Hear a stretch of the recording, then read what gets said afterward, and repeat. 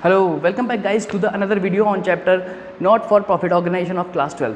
Guys इस चैप्टर के ऊपर अभी तक 3 वीडियोस हो चुके हैं। आज मैंने बताया था कि फंड बेस अकाउंटिंग करेंगे, लेकिन वो अभी जल्दी करते हैं। फंड बेस अकाउंटिंग इसके बाद करते हैं। आज का वीडियो थोड़ा शॉर्ट होगा। कुछ इंपॉर्टेंट टर्म्स हैं जो कि इनकम एंड एक्सपेंडिचर अकाउंट में तुम्हें प्रॉब्लम क्रिएट कर सकते हैं। हर एक जगह पर एक जगह पर प्रॉब्लम्स आ सकती है। तो सबसे पहले जल्दी से फटाफट से इनको कवर कर लेते हैं। सबसे पहले आता है entrance fees and admission fees.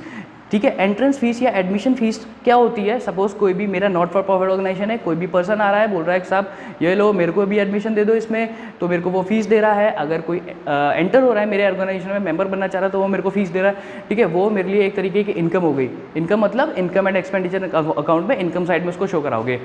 Next आता है स्पेशल रिसीट्स। स्पेशल रिसीट्स क्या होती है? सपोज मेरा एक नॉट फॉर प्रॉफिट ऑर्गेनाइजेशन है, उसमें मेरे पास एक कोई ओकेजन आया जिसमें मैं सपोज मैं एक एनुअल डिनर करना चाह रहा हूँ, ठीक है, अपने ऑर्गेनाइजेशन में, या फिर कोई भी एक एनुअल पार्टी करना चाह रहा हूँ। तो सपोज कोई पर्सन आता है, वो बोलता है कि साहब आप बहुत बढ़िया काम कर रहे हैं, एनुअल डिनर कर रहे हैं, ठीक है, लोगों को खाना खिला रहे हैं, तो ये लो मेरी तरफ से भी 10,000 रुपये लो और आप उसमें यूज़ करना। तो वो 10,000 रुपये जो उसने मुझे दिए, ठीक है, वो 10,000 रुपये में मैं खर्चा करूँगा अपना एनुअल डिनर में। सपोज 8,000 रुपये खर्च हो जाते हैं, 2,000 रुपये मेरे पास एज अ इनकम बचते हैं, तो उसको इनकम एंड एक्सपेंडिचर अकाउंट में इनकम साइड पर शो कराऊंगा मैं। ठीक है, अगर 12,000 खर्च हो जाते हैं, 10,000 दे रहा है वो, 2,000 मेरी तरफ से भी चले गए, तो मैं उसको एक्सपेंडिचर साइड में शो करा दूंगा। नेक्स्ट आता है डोनेशंस। गाइस डोनेशंस 2 टाइप के होते हैं, एक जनरल डोनेशन होता है और एक स्पेसिफिक डोनेशन होता है। जनरल डोनेशन वो होता है जिसमें कोई भी बंदा आता है, मेरे को डोनेशन देता है और वो कोई भी रेस्ट्रिक्शन नहीं लगाता। वो बोलता है कि ये लो जनरल ये लो मेरे लिए तरफ से डोनेशन है। अब उस डोनेशन को मैं कहीं पर भी यूज़ कर सकता हूँ, मेरे पास कोई भी रेस्ट्रिक्शन नहीं है, मैं उसको कहीं पर भी यूज़ कर सकता हूँ। ठीक है, तो वो एज अ इनकम हो गई मेरे लिए। तो इनकम एंड एक्सपेंडिचर अकाउंट में इनकम साइड को जनरल डोनेशन को लिख दो। अगर वो डोनेशन स्पेसिफिक है, मतलब वहाँ पर कंडीशन स्पेसिफाइड है, कोई पर्सन आ रहा है और वो बोल रहा है कि सर ये लो डोनेशन और आप इससे एक बिल्डिंग बनवाइएगा, ठीक है, उसको बोलेंगे बिल्डिंग फंड। अगर वो आता है ये लो आप इससे एक पवेलियन बनवा दो या आप एक टूर्नामेंट करवा दो, ये होता है स्पेसिफिक डोनेशन। यहाँ पे मेरी एक तरीके से लाइबिलिटी क्रिएट हो गई कि मेरे को अब वही काम करना है, वो जो डोनेशन दिया है वो मेरे को उसी काम में यूज़ करना है जिसके लिए उसने कंडीशन स्पेसिफाई करी है। ये लाइबिलिटी एक मेरी क्रिएट हो गई। तो यहाँ पर बैलेंस शीट में उसको लाइबिलिटी साइड शो कराओगे और इसके थोड़े और ट्रीटमेंट्स होते हैं जो कि मैं तुम्हें बताऊँगा। फंड बेस अकाउंटिंग जब करेंगे, अलग अलग स्पेसिफाइड फंड आएंगे तो वहाँ पर उसको और आगे ट्रीटमेंट्स करेंगे। नेक्स्ट आता है लेगेसी। अब लेगेसी में भी एक लेगेसी होता क्या? सबसे पहले लेगेसी तुमने अब देखा होगा, वो पुरानी मूवीज़ जो होती हैं उनमें कोई भी आता है, बोलता है मेरे मरने के बाद ये पैसा इसको वहाँ पर एज अ डोनेशन दे दो, या फिर मेरे मरने के बाद ये वाला पैसा है और इसका जाके मैं मेरी तरफ से ये डोनेशन है और यहाँ इसका वहाँ पे बिल्डिंग बनवाई जाए या वहाँ पे ये काम स्टार्ट करवाया जाए, वो होता है स्पेसिफाइड डोनेशन। यहाँ पर भी सेम ट्रीटमेंट होता है जो डोनेशंस में होता है।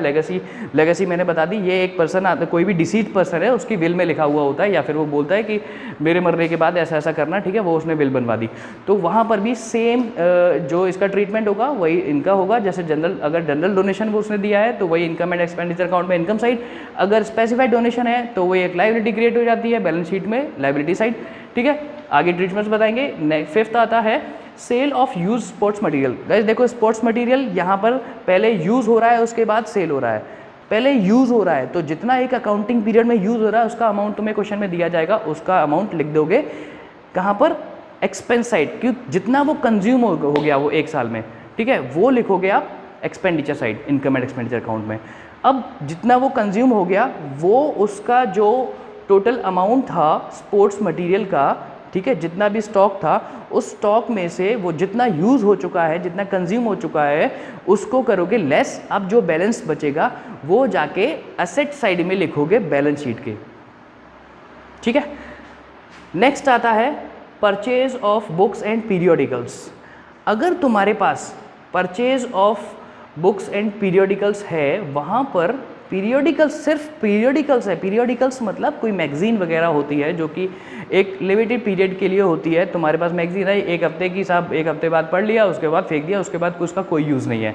ठीक है, यहाँ पर लॉन्ग टाइम के लिए कोई यूज़ नहीं है, तो इसको तुम परचेज कर रहे हो। जो जितना तुमने पीरियोडिकल्स परचेज किए हैं वो जाके लिखोगे परचेज ऑफ पीरियोडिकल्स, और जितना अमाउंट है वो जाके एक्सपेंडिचर साइड में लिख दोगे इनकम एंड एक्सपेंडिचर अकाउंट के। अगर परचेज ऑफ बुक्स आ रहा है सिर्फ, जैसे परचेज ऑफ बुक्स आ रहा है सिर्फ, तो उसमें मैं बताता हूँ तुम्हें। Suppose purchase of books and periodicals तुम्हारा था 29,000 का, ठीक है, और इसमें से परचेज ऑफ बुक्स था 19,000 का। तो बुक्स, अब बुक्स एक बार परचेज कर ली उसका रीयूज़ हो सकता है, एक बार बुक्स परचेज कर ली तो उसको आगे भी पढ़ा जा सकता है, ठीक है। तो ये तो हो गया तुम्हारा कैपिटल एक्सपेंडिचर, ठीक है। तो इसको तुम यहाँ से कर दो लेस, बचा तुम्हारे पास 10,000। ये 10,000 तुम इनकम एंड एक्सपेंडिचर अकाउंट में एक्सपेंडिचर साइड पे लिखोगे, ठीक है। उस वहाँ पे लिखोगे परचेज ऑफ पीरियोडिकल्स, ये लेस करने के बाद परचेज ऑफ बुक्स को, फिर परचेज ऑफ बुक्स जितनी है ये 19,000 की, ये 19,000 दिखाओगे तुम बैलेंस शीट में, ठीक है। 7th आता है सेल ऑफ ओल्ड एसेट्स। कोई भी ऐसा एसेट जो कि पुराना हो गया, अब उसको तुम बेच रहे हो।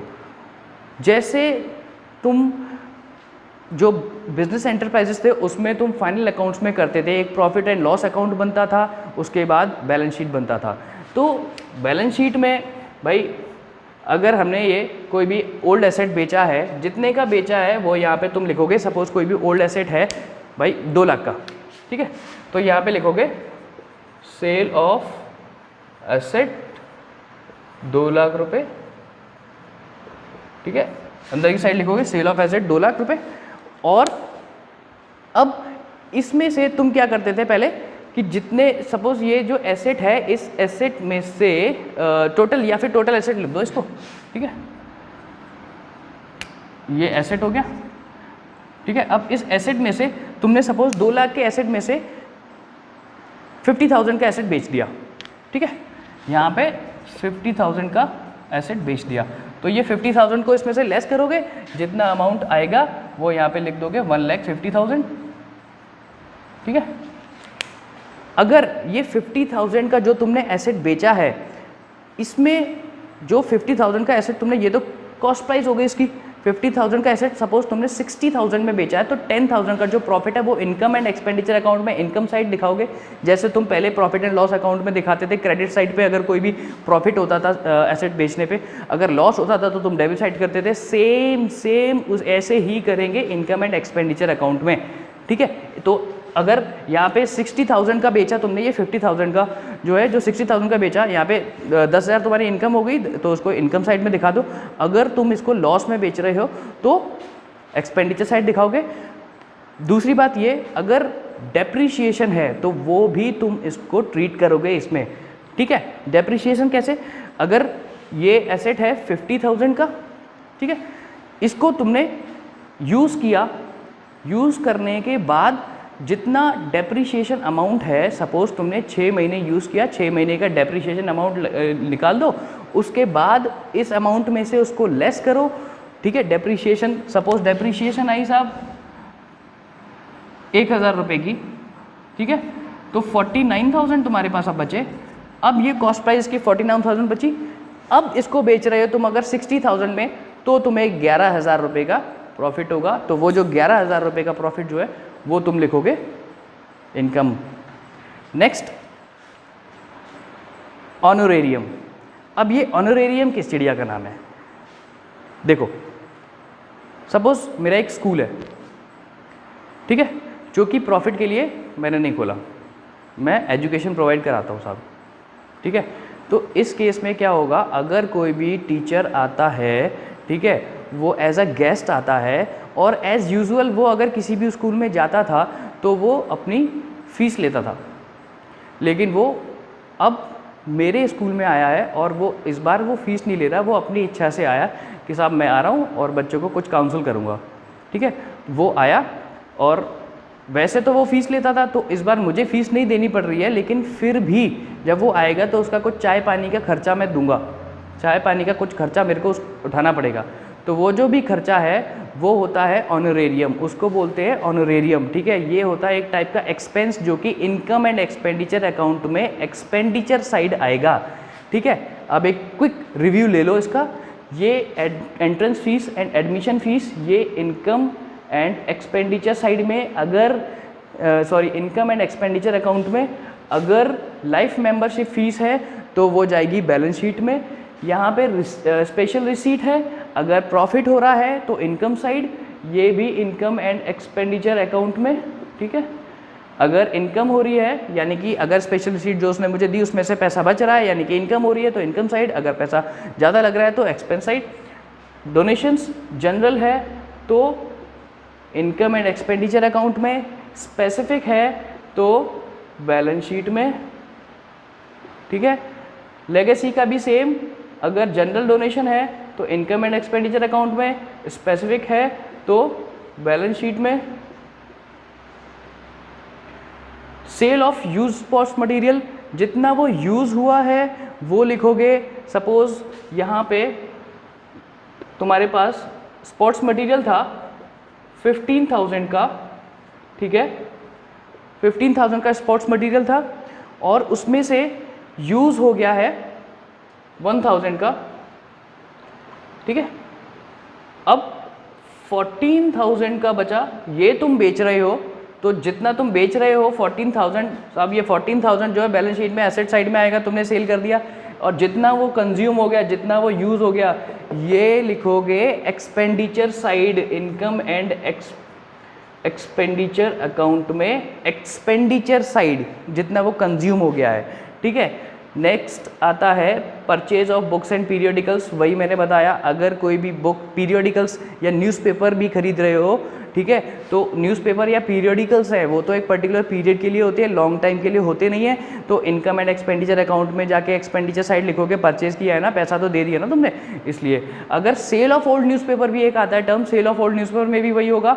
तो अगर सेल कर रहे हो, पैसा आ रहा है, इनकम हो रही है, इनकम एंड एक्सपेंडिचर अकाउंट में इनकम साइड लिख दोगे, ठीक है। नेक्स्ट, अगर परचेज, इसमें क्या है, परचेज ऑफ बुक्स है, परचेज, सिर्फ परचेज ऑफ बुक्स लिखा हुआ है तो ये जाएगा तुम्हारा बैलेंस शीट में, क्योंकि बुक्स को तो बार बार यूज़ कर सकते हो।